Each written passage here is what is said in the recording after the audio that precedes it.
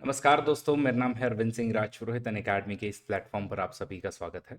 आप सब मेरे साथ में 2 साल के करंट अफेयर्स कवर कर रहे हो और इसमें अलग-अलग थीम्स हमने कवर की हैं, जिनमें आज हम लोग न्यूक्लियर साइंस वाला थीम कवर करेंगे।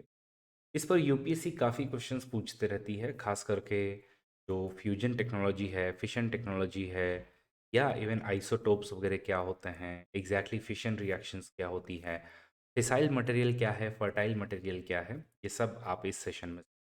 तो चलिए शुरुआत करते हैं सबसे पहले कुछ न्यूक्लियर साइंस के बेसिक्स से। देखिए, कोई भी अगर आप एक एलिमेंट ले लें, जैसे कि आप सोडियम को अगर लेते हैं, तो सोडियम में आपको जो है वो कुछ नंबर ऑफ प्रोटॉन्स मिलेंगे और कुछ नंबर ऑफ न्यूट्रॉन्स मिलेंगे। आप सब लोग जानते हो कि सेंटर में हमेशा प्रोटॉन्स और न्यूट्रॉन्स होते हैं और उसके अलावा इसके इर्द गिर्द में आपको इलेक्ट्रॉन्स जो है वो रोटेट करते हुए या रिवॉल्व करते हुए आपको मिलेंगे। अब यहाँ पर ये जो सोडियम होता है, तो सोडियम में प्रोटॉन और न्यूट्रॉन जब इन दोनों का नंबर आप लो, तो उसको हम लोग कहेंगे इसका मास क्या है? तो हम कहेंगे एटॉमिक मास। लेकिन वही जब हम सिर्फ प्रोटॉन का नंबर हम लोग लेते हैं, तो उसको हम लोग कहते हैं एटॉमिक नंबर। तो आई होप सब लोगों को एक सिंपल सा चीज़ जो है वो क्लियर हो गया होगा कि नंबर ऑफ प्रोटॉन्स को हम एटॉमिक नंबर कहेंगे और जब आपके प्रोटॉन्स और न्यूट्रॉन्स को आप मिला दो तो आपको जो मिलेगा उसको हम एटॉमिक मास कहेंगे। अब होता क्या है कि कुछ चीज़ें जो होती हैं उनको हम आइसोटोप्स कहते हैं। आइसोटोप्स में होता ये है कि आपके नंबर ऑफ प्रोटॉन्स जो है वो तो सेम रहते हैं, लेकिन जहाँ पर न्यूट्रॉन्स की संख्या आती है तो वो आपकी थोड़ी बदल जाती है। जैसे हम प्रोटियम वाला अगर एलिमेंट हाइड्रोजन का लें, तो उसमें आपको एक प्रोटॉन मिलेगा और एक ही उसके अंदर में प्रोटॉन का एटॉमिक मास भी आपका होता है। लेकिन वही जब न्यूट्रॉन आपका एक और ऐड हो जाए तो हम उसको ड्यूटेरियम कहते हैं। आप लोगों ने एक वाटर जो है वो सुना होगा जिसको हम लोग कहते हैं हेवी वाटर। हेवी वाटर जो है वो नॉर्मल वाटर से अलग होता है।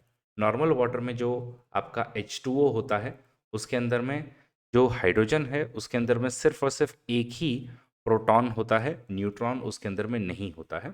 जबकि वही अगर हम हैवी वाटर की बात करें तो उसको हम D2O लिखते हैं, दैट इज ड्यूटेरियम ऑक्साइड। इसका मतलब ये है कि इसके अंदर में एक प्रोटॉन है, लेकिन इसके साथ में एक प्रोटॉन और न्यूट्रॉन भी है, उसका एटॉमिक मास जो है वो 2 मिलेगा। ऐसे ही यूनिवर्स में एक और चीज़ एग्जिस्ट करती है काफ़ी रेयर, जिसको हम लोग ट्रिटियम कहते हैं। और ट्रिटियम भी हम लोग खास करके फ्यूजन रिएक्शन और इन सब चीज़ों के लिए हम लोग इसको डेफिनेटली यूज़ करते हैं। तो आई होप आपको एक इतना न्यूक्लियर बेसिक्स खास करके आइसोटोप्स, तो आइसोटोप, इसके अलावा atomic number, atomic mass clear हो गया होगा। आइसोटोप्स हम किनको कहते हैं वापस आपको बता दूं कि जब आपका एटॉमिक नंबर सेम हो लेकिन एटॉमिक मास जब आपका डिफरेंट डिफरेंट हो। एक और काफ़ी फेमस जो आइसोटोप है वो है कार्बन का, जिसमें आप देखोगे C612 वाला एज वेल एज C614 वाला, ऐसे दो आप लोग कार्बन एलिमेंट जो है वो देखते हो। ये भी आपके आइसोटोप्स ही हैं। इसी तरीके से आप लोगों ने यूरेनियम के बारे में भी सुना होगा, uranium 238 as well as uranium 235। ये दोनों क्या है, अगेन ये भी आइसोटोप है, इसमें नंबर ऑफ न्यूट्रॉन जो है वो आपको थोड़े से कम मिलेंगे। तो आइसोटोप ये होते हैं। आइसोबार, आइसोबार का मतलब होता है कि जब आप लोगों का एटॉमिक मास जब सेम हो, एटॉमिक नंबर डिफरेंट हो। और आइसोटोन का मतलब है जब आपके अंदर में न्यूट्रॉन्स की संख्या सेम हो। ये बेसिक्स जब आपको क्लियर होंगे तभी आप लोग आगे का बेसिक्स समझ पाओगे। देखिए, आपने कभी सोचा होगा कि जो हमारा सेंटर होता है किसी भी एक एलिमेंट का या एटम का, उसके सेंटर में proton proton proton proton neutron ये सब साथ में कैसे रहते हैं? ये सब साथ में कैसे रहते हैं? आंसर इज, ये प्रोटॉन और प्रोटॉन जो है इनके बीच में इलेक्ट्रोस्टैटिक रिपल्शन फोर्स जो होगा वो इतना स्ट्रांग नहीं होता है जितना इनके बीच में एक स्ट्रांग फोर्स नाम का अट्रैक्शन होता है। वो स्ट्रांग फोर्स इनको अट्रैक्टेड रखता है। लेकिन जैसे जैसे ये संख्या आपकी बढ़ने लगती है, वैसे वैसे आपका स्ट्रांग न्यूक्लियर फोर्स वीक होने लगता है और इलेक्ट्रोस्टैटिक फोर्स ऑफ रिपल्शन जो है वो आपका तेज होने लगता है। और जहाँ पर वो होगा वहाँ पर आप लोग एक चीज़ देखने लगोगे जिसको हम कहते हैं रेडियो एक्टिविटी। रेडियो एक्टिविटी में बेसिकली हम लोग ये देखते हैं कि 83 के ऊपर में जिसके भी अंदर में प्रोटॉन्स हैं, उनके न्यूक्लियाई जो है वो स्टेबल नहीं रहेंगे। वो न्यूक्लियाई जो है वो काफ़ी वीक होते हैं और वो धीरे-धीरे एक दूसरे से डिसइंटीग्रेट होना शुरू होते हैं। तो इनमें से alpha particle, beta particles as well as gamma radiations जो हैं वो बाहर निकलना शुरू होती हैं। ऐसे एलिमेंट जिनके अंदर में इस तरीके से अल्फ़ा, बीटा और गैमा रेडिएशंस निकले, उनको हम लोग रेडियो एक्टिव एलिमेंट कहते हैं। तो यूजुअली जो 83 के ऊपर में न्यूक्लियाई होते हैं वो आपको रेडियो एक्टिव मिलेंगे, बट इसका मतलब ये कतई नहीं होता है कि 83 के नीचे आपको रेडियो एक्टिव एलिमेंट नहीं मिलेंगे। इनफैक्ट कार्बन हो गया या फिर आयोडीन हो गया, इन सबको हम लोग जो है वो 83 के नीचे हैं, लेकिन फिर भी हम इनको जो है वो रेडियो एक्टिव एलिमेंट के तौर पर साइंस में हम लोग अलग अलग जगह पर यूज़ करते ही हैं। ओके, तो आई होप आपको रेडियो एक्टिविटी क्या है ये समझ में आ गई है। इसी के साथ में एक और कंसेप्ट जो है वो आपको समझ में आना चाहिए। दो कंसेप्ट बेसिकली, जिसको हम कहते हैं हाफ लाइफ और दूसरा जो है उसको हम कहेंगे ट्रांसम्यूटेशन। हाफ लाइफ जो है वो एक ऐसी चीज़ है जिसके अंदर में मान लो आपका अगर कार्बन 14 जो है उसके अगर एलिमेंट जो है वो अगर 10 ग्राम का अगर वो एलिमेंट हुआ करता था, तो लगभग 5730 सालों में 5730 सालों में ये 10 ग्राम एलिमेंट आपके डिसइंटीग्रेट हो जाएंगे बिकॉज ऑफ रेडियो एक्टिविटी, और 5 ग्राम बचेंगे। अगले 5730 सालों में ये 2.5 ग्राम पर पहुंच जाएगा, और वैसे ही अगले 5730 सालों में ये लगभग 1.25 ग्राम, और इस तरीके से आपका जाते रहेगा। कार्बन की इसी प्रॉपर्टी को, यानी कि उसकी हाफ लाइफ की प्रॉपर्टी को यूज़ करके हम लोग कार्बन डेटिंग नाम के कंसेप्ट यूज़ करते हैं, जिससे हम किसी एक आधे फॉसिल का या और किसी चीज़ का हम लोग जो है वो डेट पता करने की कोशिश करते हैं कि ये कितना पुराना मे बी हुआ होगा। क्योंकि रेडियो एक्टिविटी जो है वो हर एक की एक कॉमन रहेगी, जिसका भी डीके पीरियड होता है, जो हाफ लाइफ है वो हमेशा कॉमन रहेगा। तो हाफ लाइफ का मतलब है कि एग्जैक्टली जो भी आपका मास है वो हाफ होने में आपको जितना टाइम लगेगा उसको हम लोग कहेंगे half life.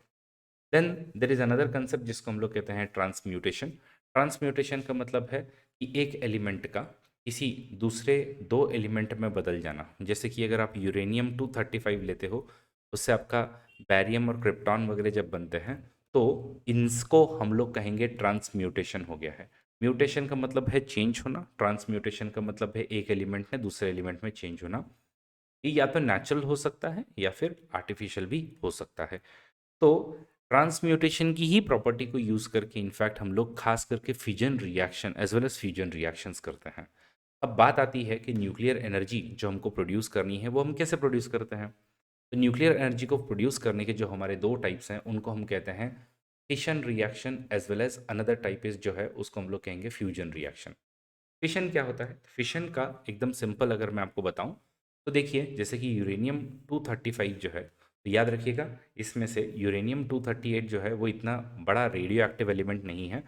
Rather radio activity के लिए हम लोग यूरेनियम 235 को यूज़ करते हैं। उसके ऊपर में अगर एक स्लो मूविंग न्यूट्रॉन, इस शब्द को ध्यान में रखिएगा, क्योंकि स्लो मूविंग न्यूट्रॉन ही आगे जो है वो आपकी जो रिएक्शन आपको करवानी है वो कर सकता है। तो स्लो मूविंग न्यूट्रॉन जब आपका पास होता है और पास होने के बाद में ये बैरियम और क्रिप्टॉन के अंदर में चेंजेस जो वो लेकर के आता है, तो ये ट्रांसम्यूटेट कर रहा है, और इसी के साथ में वो 3 न्यूट्रॉन और जनरेट करता है, प्लस इसी के साथ में वो अपनी एनर्जी भी जनरेट करता है। तो न्यूक्लियर एनर्जी जो फिशन के थ्रू होती है वो कैसे होती है? सिंपल सी बात है, यूरेनियम 235 लेंगे, उसके ऊपर में एक स्लो मूविंग न्यूट्रॉन का बॉम्बार्डमेंट करते हैं। अब स्लो मूविंग एक न्यूट्रॉन जो है वो आपका निकला है, इसके साथ में बैरियम और क्रिप्टॉन बना है, बट इसी के अलावा आप लोगों को एनर्जी प्लस 3 न्यूट्रॉन एक्स्ट्रा मिले हैं। अब मज़े की बात क्या है कि अगर एक न्यूट्रॉन 3 न्यूट्रॉन अगर प्रोड्यूस कर सकता है, तो यही 3 न्यूट्रॉन जो है वो लगभग नॉन न्यूट्रॉन, और यही नॉन न्यूट्रॉन जो है वो 27 न्यूट्रॉन, और इस तरीके से आगे आगे आगे आप लोग एक चेन रिएक्शन क्रिएट कर सकते हो। तो यही फ़ायदा है हमारे लिए यूरेनियम का, कि यूरेनियम में अगर समहाउ जो एक न्यूट्रॉन है, इससे अगर हम लोग न्यूट्रॉन्स अगर निकाल पाएँ, ओके, अगर इससे हम लोग न्यूट्रॉन निकाल पाएँ और इन न्यूट्रॉन को समहाउ हम लोग अगर स्लो कर पाएँ, तो इन न्यूट्रॉन्स को हम लोग बेसिकली इन न्यूट्रॉन्स के थ्रू हम लोग एक फिशन रिएक्शन जिससे एक सस्टेनेबल एनर्जी हम प्रोड्यूस कर सकते हैं वो होगा। इनफैक्ट जो न्यूक्लियर रिएक्टर्स हैं उनके अंदर में यही प्रिंसिपल को यूज़ किया जाता है। तो फिशन रिएक्शन क्या होती है? फिशन रिएक्शन में आप एक बड़ा एलिमेंट लोगे, हैवी एलिमेंट लोगे, और इसको आप जो है वो as I said barium krypton plus energy में कन्वर्ट करने की कोशिश करोगे, उसको हम कहेंगे फिशन रिएक्शन। फिशन का मतलब है स्प्लिट करना। वही फ्यूजन रिएक्शन जो होती है उसके अंदर में क्या होता है कि आपके लाइटर एलिमेंट जो है वो आप जब जोड़ देते हो तो कुछ एक्स्ट्रा एनर्जी जो प्रोड्यूस होती है। फॉर एग्जाम्पल अगर हम दो हाइड्रोजन एलिमेंट अगर आपके एग्जिस्ट करते थे और अगर हम इनको हीलियम में कन्वर्ट कर देते हैं तो इनकी जो एक्स्ट्रा एनर्जी होगी वो बाहर निकल जाएगी और ये फ्यूजन रिएक्शन के थ्रू हम लोग काम कर सकते हैं। Humanity fission as well as fusion reactions जो है वो सक्सेसफुली कर पाई है, लेकिन यहाँ पर एक प्रॉब्लम आती है। फिशन रिएक्शन में हम लोग नेट एनर्जी जनरेट कर सकते हैं। नेट एनर्जी का मतलब है कि जो भी हम लोग एनर्जी इसके अंदर में डाल रहे हैं, मान लिए फिशन रिएक्शन और पूरा रिएक्टर चलाने के लिए मान लो मैं 1 यूनिट की एनर्जी अगर यूज़ करता हूँ, मैं 10 यूनिट की एनर्जी जनरेट कर सकता हूँ उससे। तो ऑब्वियसली मेरे 1 यूनिट डालने पर मुझे 9 यूनिट मिल रहे हैं, मतलब ऑब्वियस ही बात है कि मुझे नेट जो है वो पॉजिटिव एनर्जी मिली है। लेकिन अभी तक फ्यूजन रिएक्शन की अगर हम लोग बात करें, जब आप ऐसे हाइड्रोजन एलिमेंट्स को जब आप ऐसे जोड़ देते हो तो इसके लिए जोड़ने के लिए जो इसके बीच में एक इलेक्ट्रोस्टैटिक रिपल्शन जो आएगा, it is very very high. और वो हाई इलेक्ट्रोस्टैटिक रिपल्शन को हमको high temperature as well as high pressure से कंट्रोल करना पड़ता है। तो हाई टेम्परेचर और हाई प्रेशर जब आपका होगा तभी हम इसको कंट्रोल कर पाएंगे, और वो कंट्रोल करने के लिए हम लोगों को बहुत ह्यूज एनर्जी डालनी पड़ती है। तो अभी तक अगर हम लोग 1 यूनिट अगर एनर्जी फ्यूजन रिएक्शन में अगर हम लोग डाल रहे हैं तो 0.7 यूनिट जो है वो आपके प्रोड्यूस हो रहा है। तो ऑब्वियस ही बात है, प्रॉब्लम कहाँ पर है? प्रॉब्लम ये है हम लोग फ्यूजन रिएक्शन कर तो रहे हैं लेकिन उससे नेट पॉजिटिव एनर्जी अब तक हम लोग डेवलप नहीं कर पा रहे हैं। और इसी के चलते अभी बहुत सारे ऐसे एक्सपेरिमेंट्स हैं जो नेट पॉजिटिविटी की तरफ में जाना चाहते हैं, तो उनको भी हम अगले कुछ पार्ट में ज़रूर देखेंगे। तो आई होप आपको nuclear fission and fusion reactions जो है वो क्लियर हो गई हैं और इनके थ्रू कैसे एनर्जी जनरेट की जाती है। अब जो है वो हम लोग न्यूक्लियर फिशन का जो प्रोसेस है उसके अंदर में जो फ्यूल यूज़ होता है उसको हम देखेंगे। फ्यूल जो है वो आपका फिसाइल मटेरियल होना चाहिए। फिसाइल मटेरियल हम ऐसे मटेरियल को कहते हैं जो बेसिकली फिशन रिएक्शन के अंडर में जा सकता है और सस्टेनेबली उस रिएक्शन को कैरी आउट करवा सकता है। ऐसे मटेरियल को हम लोग फिसाइल मटेरियल कहेंगे। फॉर एग्जांपल अगर मैं यूरेनियम का 238 वाला एलिमेंट लेता हूँ और इसके ऊपर में अगर मैं न्यूट्रॉन का बॉम्बार्डमेंट कर भी दूँ तो इससे कुछ होने वाला नहीं है। ओके, तो can uranium 238 be called as the fissile material? Answer is no.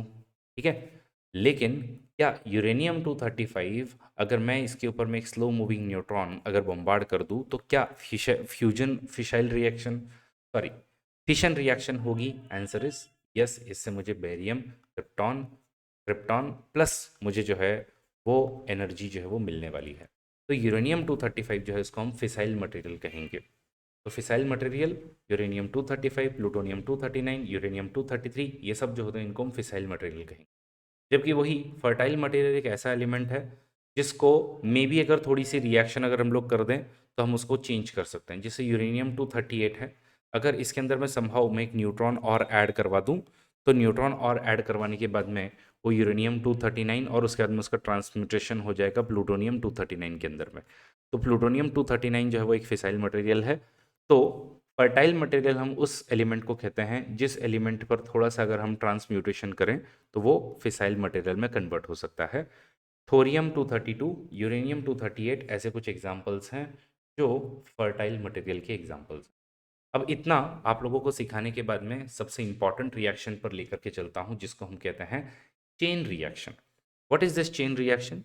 Chain reaction के अंदर में एज आई सेड कि एक स्लो मूविंग न्यूट्रॉन जब यूरेनियम 235 पर अटैक करता है तो अटैक करने के बाद में it will generate the 3 fast neutron. But हम लोग जो है वो मॉडरेटर के मदद से हम इसको क्या करते हैं, इसको स्लो करते हैं और स्लो करने के बाद में यही जो 3 न्यूट्रॉन आपके प्रोड्यूस हुए हैं इनको हम डायरेक्ट करेंगे दूसरे यूरेनियम के एलिमेंट्स पर। और इससे क्या होगा, इसने एक बार एनर्जी जनरेट हुई, इससे और एनर्जी जनरेट हुई और इससे आप लोगों की एनर्जी जो है वो कंटिन्यूसली जनरेटेड ही रहती है। यही जो है इस रिएक्शन को हम लोग कहते हैं चेन रिएक्शन। लेकिन इस चेन रिएक्शन को कंडक्ट करने के लिए हम लोगों को इस चेन रिएक्शन को कंडक्ट करने के लिए हम लोगों को एक बेसिक अमाउंट ऑफ मास चाहिए होता है और उसी मास को हम लोग क्रिटिकल मास और साइज जो चाहिए उसको हम लोग क्रिटिकल साइज के नाम से जानते हैं ताकि वो चेन रिएक्शन आपकी सही तरीके से हो पाए। मेजॉरिटी ऑफ द जो हमारे रिएक्टर्स होते हैं उसके अंदर में हम लोग D2O that is deuterium oxide, या जिसको हम लोग हेवी वाटर कह सकते हैं, ये हेवी वाटर को हम लोग यूज़ करते हैं for slowing the neutron purpose और एज अ मॉडरेटर के तौर पर। अब एक और बेसिक कंसेप्ट सीखते हैं, उसके बाद में आप लोगों को न्यूक्लियर रिएक्टर किस तरीके से काम करता है वो बहुत अच्छे से आप लोगों को क्लियर हो जाएगा। तो वो कंसेप्ट है एनरिचमेंट ऑफ यूरेनियम। देखिए, अगर हम नेचुरली यूरेनियम को अगर उठाएं तो उसमें आपको मेजॉरिटी ऑफ द एलिमेंट जो है वो यूरेनियम 238 के मिलेंगे। और अगर आप लगभग जो है वो अगर 1000 यूनिट ऑफ यूरेनियम 238 लोगे तो उसमें से मे बी 70 यूनिट जो है वो आपको यूरेनियम 235 के मिलेंगे। तो आपको चाहिए होता है कि हम जो है इन यूरेनियम 238 में यूरेनियम 235 को ढूंढे, क्योंकि यूरेनियम 235 जो है वही चेन रिएक्शन कंडक्ट कर सकता है। तो हम क्या करते हैं, हम जो है वो सेंट्रिफ्यूगेशन के मेथड से, हम जो है इसको सेंट्रिफ्यूगेशन के मेथड से, एक सेकेंड, हम इसको सेंट्रिफिकेशन के मेथड से क्या करते हैं, सेपरेट आउट करते हैं। तो यूरेनियम 235 ज़्यादा ज़्यादा निकालने की कोशिश करते हैं, तो नेचुरली बहुत कम है, 0.7% है। लेकिन लो एनरिच्ड यूरेनियम का मतलब है कि पूरे यूरेनियम 238 में अगर आप 5% यूरेनियम 238 ले लो, वही 20% तक अगर आप जाते हो तो हाई एनरिच्ड यूरेनियम, और वेपन ग्रेड जो है वो आपका 90% अगर आप लोग यूरेनियम 235 यूज़ करो तो हम उसको वेपन ग्रेड बोलेंगे। मतलब एनरिचमेंट से अगर आप हाई एनरिचमेंट पर अगर जाते हो तो आप इसको वेपन में यूज़ कर सकते हो, और लो एनरिच्ड अगर यूरेनियम आप लोग यूज़ करते हो तो उससे आप लोग सिविलियन न्यूक्लियर एनर्जी जनरेट कर सकते हो। यही इसकी खास बात है। तो आई होप आपको एनरिच्ड यूरेनियम और इसकी कहानी जो है वो क्लियर हो गई होगी। अब इतना क्लियर करने के बाद में हम लोग चलते हैं न्यूक्लियर रिएक्टर्स की तरफ में। और जो हमारे न्यूक्लियर रिएक्टर्स हैं वो हमारा क्या हो सकता है, न्यूक्लियर रिएक्टर जो होता है तो उसमें अगर हम लोग देखें तो किस किस तरीके से आपके काम होते हैं। तो न्यूक्लियर रिएक्टर के अंदर में सबसे पहले आपका न्यूक्लियर फ्यूल, उसमें यूजुअली हम लोग यूरेनियम 235 आइसोटोप यूज़ करेंगे। उसके बाद में एक मॉडरेटर को यूज़ करेंगे। मॉडरेटर किस लिए, मॉडरेटर भाई आपके जो फास्ट मूविंग न्यूट्रॉन्स हैं उनको थोड़ा स्लो करना पड़ेगा ना, इसलिए। और फिर बाकी आपके कंट्रोल डिवाइसेस होंगे कि भाई अगर एक्स्ट्रा न्यूट्रॉन्स हैं तो उनको एब्जॉर्ब कर लें। जनरली हम लोग बोरॉन है, कैडमियम है, ये रॉड्स हम लोग यूज़ करते हैं ताकि न्यूक्लियर रिएक्टर को हम लोग स्लो डाउन वगैरह कर सके। तो ऐसे कुछ न्यूक्लियर रिएक्टर के अंदर में एलिमेंट आपको मिलेंगे। अब देखिए होता क्या है कि आपके ये न्यूक्लियर रिएक्टर है, अगर मैं थोड़ा सा इसको जूम करूँ तो आपको बेटर जो है वो दिखेगा। तो मान लीजिए ये हमारा एक न्यूक्लियर रिएक्टर है। इस न्यूक्लियर रिएक्टर के अंदर में ये वाला जो पार्ट आप लोग देख रहे हो जहाँ पर रॉड्स लगी हुई है, तो ये रिएक्टर वेसल होगा। इस रिएक्टर वेसल के अंदर में आपने ये सब फ्यूल वगैरह जो है वो डाल करके रखा हुआ है, प्लस बोरॉन और कैडमियम की रॉड्स है ताकि अगर कुछ न्यूट्रॉन्स आपको एब्जॉर्ब करने तो वो हो सकता है। इसके अंदर में आप एकदम प्रेशराइज्ड मैनर में वाटर डालते हो। प्रेशराइज्ड मैनर में वाटर क्यों डालते हो, क्योंकि जैसे जैसे आप प्रेशर बढ़ाते हो तो प्रेशर बढ़ाने का एक और फायदा जो है वो आपको ये होता है कि वाटर की जो स्टीम और हीट कैरिंग कैपेसिटी जो है वो सडनली बढ़ जाती है। तो इसलिए हम लोग क्या करते हैं, इसलिए हम लोग जो है इसमें हम लोग कंट्रोल रॉड्स में मेजरली हम लोग यहाँ पर जो भी सारा सिस्टम बनाते हैं, जो भी इसके अंदर हम लोग स्टीम के लिए वाटर यूज़ करते हैं वो हम लोग प्रेशराइज्ड यूज़ करते हैं। इसीलिए हम लोग इसको, सिंस हैवी वाटर जो है वो हम लोग यूज़ करते हैं और इसमें प्रेशराइज्ड वाटर होता है, तो इसलिए हम लोग इसको प्रेशराइज्ड हैवी वाटर रिएक्टर ऐसे हम लोग इसको कहते हैं, और ऐसे रिएक्टर्स हम यूज़ करते हैं। तो pressurised heavy water reactor PHWR नाम के रिएक्टर्स आप लोग बार बार जो है वो सुनोगे भी। ओके, तो न्यूक्लियर रिएक्टर के बारे में ये एक खास बात है जो आई होप आप लोगों को क्लियर हो गई। तो ये देखिए इस एनिमेशन के थ्रू आप लोगों को अगेन थोड़ा सा क्लियर हो रहा होगा कि कैसे काम होता है। तो ये पूरा एकदम प्रेशराइज्ड सिस्टम है। इसके अंदर में हम लोग जो है वो एक पूरा का पूरा मॉडरेटर के तौर पर भी, as well as again heat को ट्रांसफ़र करने के लिए भी हम लोग जो है वो हैवी वाटर को यूज़ कर रहे हैं। यही हैवी वाटर अगेन यहाँ पर हीट एक्सचेंज करता है और इधर से स्टीम जनरेट करता है। स्टीम जब आपका इस तरीके से टरबाइन पर जाता है तो आपकी एनर्जी जो है जनरेट होगी, और इधर से फिर आपकी सिटी जो है उसको पावर मिलेगी। तो ये आपका पूरा पूरा सिस्टम है। बाकी फिर यहाँ पे कंडेंसर होगा जो इसको अगेन ठंडा करेगा, और ये पूरा सिस्टम सर्कुलेट होते रहता है। तो अगर हम देखें तो पहले जो है वो लाइट वाटर रिएक्टर यूज़ करते थे, आजकल कोई हम लोग इसको यूज़ नहीं कर रहे हैं ज़्यादा। ओके, क्योंकि इसमें एफिशिएंसी थोड़ी कम होती है। लेकिन आज जो हम लोग यूज़ करते हैं वो प्रेशराइज्ड हैवी वाटर रिएक्टर है, जिसमें हम ड्यूटेरियम ऑक्साइड को मॉडरेटर के तौर पर एज वेल एज कूलेंट के तौर पर यूज़ करते हैं। हेवी वाटर जो है उसको हम प्रेशर के अंडर में रखते हैं ताकि हायर डिग्रीज पर आप उसको हीट कर सको। ओके, और न्यूट्रॉन की इकोनॉमी भी आप काफ़ी ज़्यादा एनहांस कर लेते हो, यही सबसे बड़ा फ़ायदा है। लेकिन हम लोगों ने सोचा कि एक और काम भी तो किया जा सकता है।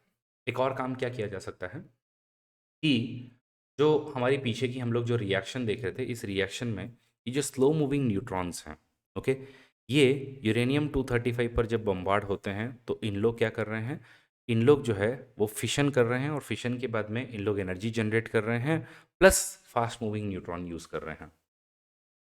तो इन फास्ट मूविंग न्यूट्रॉन को हम लोग मॉडरेटर की मदद से स्लो भी करते हैं। लेकिन क्या हम एक और ऐसा काम कर सकते हैं जिससे हम इसी फास्ट न्यूट्रॉन को यूज़ करके एक्चुअल में यूरेनियम 235 के साथ में जो 95% हम लोग यूरेनियम 238 यूज़ कर रहे हैं उस पर हम उसका अटैक करें, और अटैक करने के बाद में हम जो है वो यूरेनियम को ट्रांसम्यूटेट कर दे प्लूटोनियम 239 में। तो आंसर इज यस।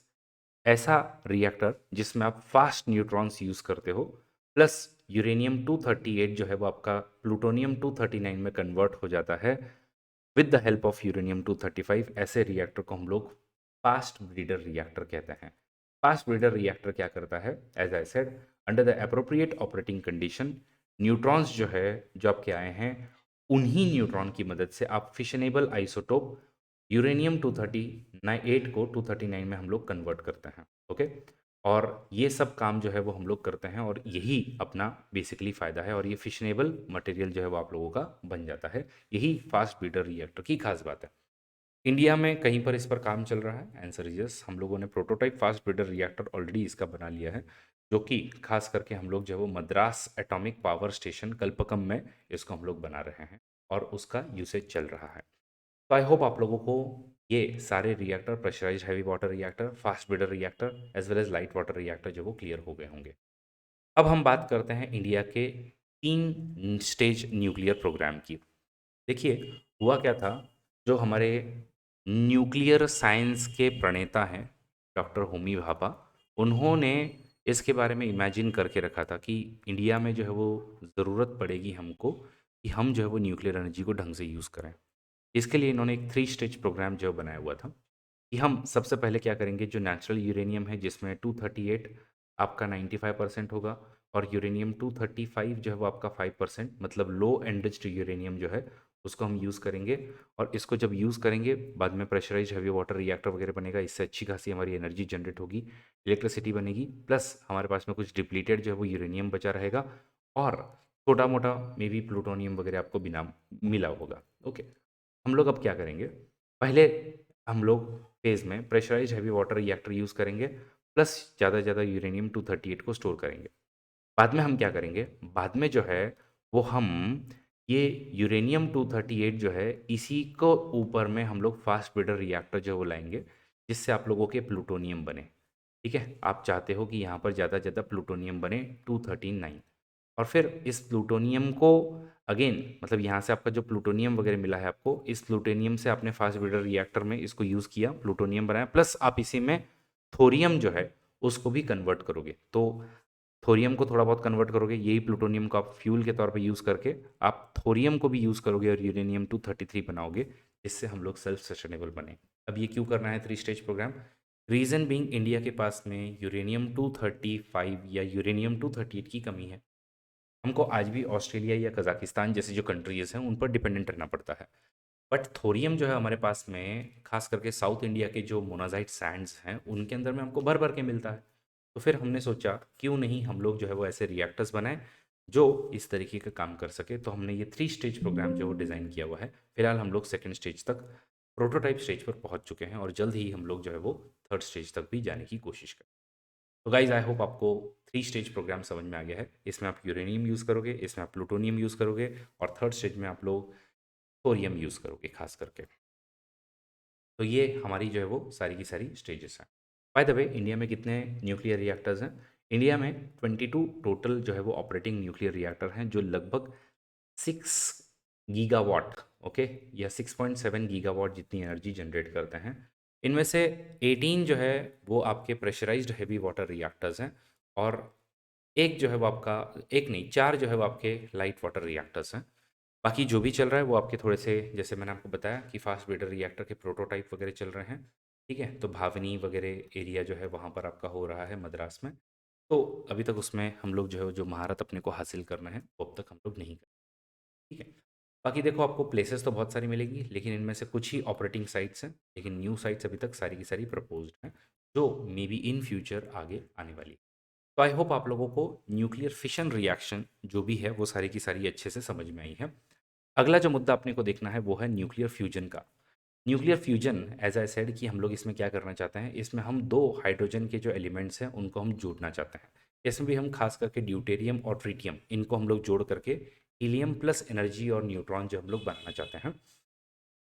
क्यों हाइड्रोजन जो है उसको यूज़ करें? बिकॉज इसका एबंडेंस है यूनिवर्स में, क्लीन सोर्स ऑफ एनर्जी है, और न्यूक्लियर फ्यूजन अगर हम लोग करते हैं तो इसका एक सबसे इम्पॉर्टेंट जो फ़ायदा आपको मिलता है वो है कि कोई भी वेस्ट मटेरियल आपका जनरेट नहीं होता है। जो हम लोगों ने रिएक्शंस देखी थी, इन रिएक्शंस में अगर हम देखें तो फिशन और फ्यूजन में फ़र्क है। फिशन में आपका न्यूक्लियर वेस्ट जनरेट होगा, लेकिन वही जहाँ पर मैं बात करूँ फ्यूजन की, तो यहाँ पर आपका न्यूक्लियर वेस्ट जनरेट नहीं होता है। ओके, ये इनफैक्ट अफोर्डेबल और एक रिन्यूएबल सोर्स सच में बन सकता है और अनलिमिटेड एनर्जी सप्लाई हमको दे सकता है। लेकिन एज आई सेड इसकी प्रॉब्लम अभी तक यही है कि जो आउटपुट आना चाहिए एनर्जी का वो अभी तक काफ़ी कम है। कुछ साइंटिस्ट क्लेम कर रहे हैं कि हम लोग 1 तक पहुंच चुके हैं, लेकिन 1 तक पहुंचने पर भी हमको फ़ायदा नहीं है। एटलीस्ट और हमको जो है वो आगे बढ़ना पड़ेगा इसके। तो न्यूक्लियर फ्यूजन का यही प्रॉब्लम है कि लगभग 50 मिलियन डिग्री सेंटीग्रेड तक आपको हीट करना पड़ता है, ताकि इलेक्ट्रोस्टैटिक फोर्सेस को आप, जो रिपल्शन है उसको आप ओवरकम कर सको। और इस टेम्परेचर पर बनाने वाले जो एलिमेंट है उन सबको अगेन मेंटेन रखना, उनको अगेन उनमें कोई ब्लास्ट ना हो जाए, ये सब चीज़ें करना, इसके लिए आपको बहुत बड़ी बड़ी टेक्नोलॉजीज लगती हैं। इनमें खास करके न्यूक्लियर फ्यूजन के ऊपर में जो मेन जो दो टेक्नोलॉजीज चल रही हैं वो एक लेज़र टेक्नोलॉजी है, और दूसरी जो है वो मैग्नेटिक टेक्नोलॉजी है। कि मैग्नेटिक कन्फाइनमेंट के थ्रू जो भी आपका इतने हीट पर प्लाज्मा वगैरह जो जनरेट होगा उसके थ्रू आप लोग जो है वो फ्यूजन करने की कोशिश करोगे। और लेज़र जो है इसमें आप एकदम गाइडेड मैनर में आप उसको हीट अप करोगे 50 मिलियन डिग्री सेंटीग्रेड तक, जिससे क्या हो जाए कि आप उसको फ्यूज़ कर सको। तो एक मतलब है मैग्नेटिज्म से इसके प्लाज्मा को, हीटेड चीज़ को कंट्रोल करके आप फ्यूजन रिएक्शन को झेलो, या फिर लेज़र के हीट से करो। जो जो चीज़ें मैग्नेटिक कन्फाइनमेंट पर काम करती है उसको हम टोकामैक नाम की टेक्नोलॉजी बोलते हैं। इसका नाम जापान से ओरिजिनेट होता है, इसलिए हम इसको जापानीज टोकामैक टेक्नोलॉजी बोलते हैं। और इसमें दुनिया के बड़े बड़े एक्सपेरिमेंट चल रहे हैं, जैसे कि आइटर। आइटर अभी हम लोग देखेंगे जिसमें इंडिया भी पार्टिसिपेंट है। लगभग 2027-28 में हमारा उद्देश्य था कि हम लोग जो इसको बना करके रेडी कर लें। ये फ्रांस में एक एक्सपेरिमेंट चल रहा है जो फ्यूजन के लिए काम कर रहा है। बाकी इसके टोकामैक के ही छोटे छोटे छोटे छोटे एक्सपेरिमेंट जो वो चाइना में एज वेल एज यूके में, यूएसए में चल रहे हैं। बट यूएस जो है वो खास करके एक इनर्शियल कन्फाइनमेंट पर लेज़र टेक्नोलॉजी के थ्रू एनआईएफ में मेजरली काम कर रहा है। और ये जो है वो लेज़र टेक्नोलॉजी को यूज़ करके फ्यूजन रिएक्शन जो है वो अचीव करना चाहता है मेजर। तो आई होप आप लोगों को टोकामैक, लेज़र मेथड, ये सारे मेथड जो है वो फ्यूजन के क्लियर हो गए हैं। यूपीएससी इन पर सवाल करती है। खास करके अभी अगर हम लोग न्यूज़ देखें तो आइटर जो है, जो कि है इंटरनेशनल थर्मोन्यूक्लियर एक्सपेरिमेंट रिएक्टर, जो कि फ्यूजन रिएक्शन पर काम करता है, ये फ्रांस में इसका डेवलपमेंट चल रहा है। इंडिया खुद लगभग 2.2 बिलियन के डॉलर्स के रिसोर्सेज यहाँ पे कंट्रीब्यूट कर रही है। 1985 में इसको लॉन्च किया है, और लगभग जो है ये 2027, तो उसको खींचते खींचते 2030 तक तो वो रेडी हो ही जाएगा। इसमें China, European union, India, Japan, Korea, US जैसे 35 नेशंस का इन्वॉल्वमेंट है। इसी के अलावा हर कोई जो है वो डोमेस्टिक लेवल पर भी अपना अपना एक्सपेरिमेंटेशन वगैरह जो है वो कर ही रहे हैं। इनफैक्ट इसी फ्यूजन एनर्जी ब्रेक थ्रू में दिसंबर 2022 की न्यूज़ है कि जो लॉरेंस लिवमोर फैसिलिटी है, ओके, जो कि आपकी एनआईएफ की फैसिलिटी है, इसमें आप इनर्शियल फ्यूजन जो है वो आपने अचीव किया है। तो लेज़र बीम, मतलब सीधी सी बात है कि आप लोग जो है इसमें लेज़र बीम यूज़ करोगे, और लेज़र बीम से 100 मिलियन डिग्री सेंटीग्रेड तक जो है वो आपने हीट जनरेट किया, और मिनी स्केल लेवल पर आपने अच्छी एनर्जी जो है जनरेट की थी। अभी की बात है, तो एक सक्सेसफुल एक्सपेरिमेंट है फ्यूचर के लिए कि मे बी आगे हमारे यहाँ पर फ्यूजन रिएक्शन जो है वो ढंग से हो जाए। इसी तरीके से यूके के कुछ साइंटिस्ट हैं, उनका कहना था कि हम लोगों ने पॉजिटिव एनर्जी जो है पहली बार हमने जनरेट कर ली है। ओके, तो जेईटी नाम का जो उनका एक्सपेरिमेंट है, that is joint European taurus facility, उसके अंदर अगेन टोकामैक टेक्नोलॉजी यूज़ हो रही है। तो वो टोकामैक पे इन लोग ड्यूटेरियम ट्रिटियम को इन्होंने मर्ज किया था। तो उन्होंने भी क्लेम किया था कि ऐसा हम लोगों ने किया। ये कुछ न्यूज़ जो है वो बार-बार चल रही है। चाइना भी पिछले साल चर्चा में था, ख़ास करके अगेन उन लोग भी टोकामैक टेक्नोलॉजी यूज़ करके उन लोग ऑलमोस्ट 288 मिलियन डिग्री सेंटीग्रेड तक उन लोग हीट लेकर के गए थे, जो कि अगेन दर्शाता है कि ऑलमोस्ट इन लोगों ने एक आर्टिफ़िशियल सन जो है वो अर्थ पर बना ही दिया था, इसलिए उन्होंने उसको आर्टिफ़िशियल सन का नाम भी दिया हुआ था। तो टोकामैक टेक्नोलॉजी आई होप सबको क्लियर है। अब एक काफ़ी ज़्यादा जो है वो कोल्ड फ्यूजन भी चर्चा में चलते रहता है, जिसमें इन लोग कहते हैं कि हम लोग जो है maybe plantium sorry platinum as well as palladium, ये 2 मटेरियल को यूज़ करके हम लोग हाइड्रोजन को फ्यूज़ कर सकते हैं even at the room temperature, और उससे हम लोग जो है वो एनर्जी जनरेट कर सकते हैं। इसको हम लोग कोल्ड फ्यूजन कहते हैं। तो इंडिया ने वापस से इंटरेस्ट लेना शुरू किया है 25 साल बाद में। पहले जो है वो इंडिया ऑलमोस्ट इसमें डिसइंटरेस्टेड था, लेकिन आजकल वापस से इंटरेस्टेड लग रहा है, तो उसी को हम लोग कोल्ड फ्यूजन कहते हैं। आई होप गाइस आप लोगों को सारे के सारे जो एक्सपेरिमेंटेशंस हैं न्यूक्लियर साइंस को लेकर के वो सारे क्लियर हो गए होंगे। अगर आप न्यू हैं इस चैनल पर तो सब्सक्राइब कीजिए। अगर आपको वीडियो पसंद आया तो अपने दोस्तों के साथ में शेयर कीजिए, लाइक कीजिए, और मिलेंगे ऐसे ही अगले किसी video. Thank you so much, have a great day, let's crack it.